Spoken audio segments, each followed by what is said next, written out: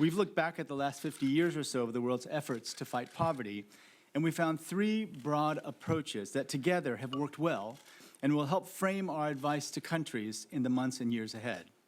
First, we must promote strong economic growth.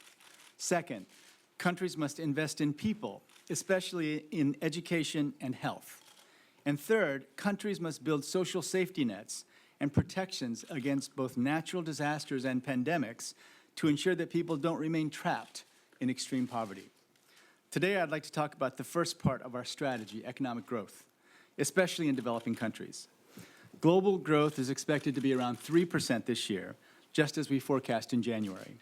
But prospects for developing countries continue to be downgraded from 4.8% in January to an estimated 4.5% now. For developing countries, this marks a further slowdown from 2014 and the fourth consecutive year of falling growth rates, which had averaged 6% from 2000 to 2011. Our main piece of advice for developing countries is that they should undertake comprehensive structural reforms to promote growth. Let me turn briefly to the impact of falling oil prices on developing countries. The picture is mixed. Lower oil prices will help reduce poverty for many, but they'll also have negative effects for some. One benefit is that more than 70% of the world's poor live in oil-importing countries, and the lower prices will have a positive impact on growth, which will raise incomes. And two, the majority of poor households in low-income countries are net food buyers and will benefit from lower food prices.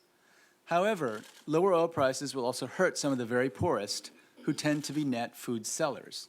Falling food prices will reduce their incomes.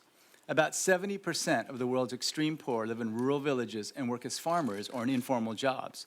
If we're serious about our goals, ending extreme poverty and boosting shared prosperity, we will need to do even more infrastructure projects in the developing world.